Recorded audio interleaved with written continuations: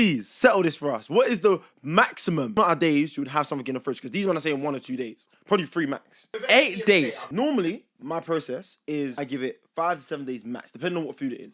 5 to 7 max, depending on what food it is. But lasagna can't last 5 to 7 days, bro. It involves cheese as well. That's a good point. That's a very, very good point. If it's like fried rice, yeah, it doesn't last long. So it needs to be like a 2-day, 4-day max. See, if it's like jollof rice. I don't know about jollof, so I can't really. But the lasagna is outrageous. That's a whole 8 days, bro. The Walls Have Ears podcast.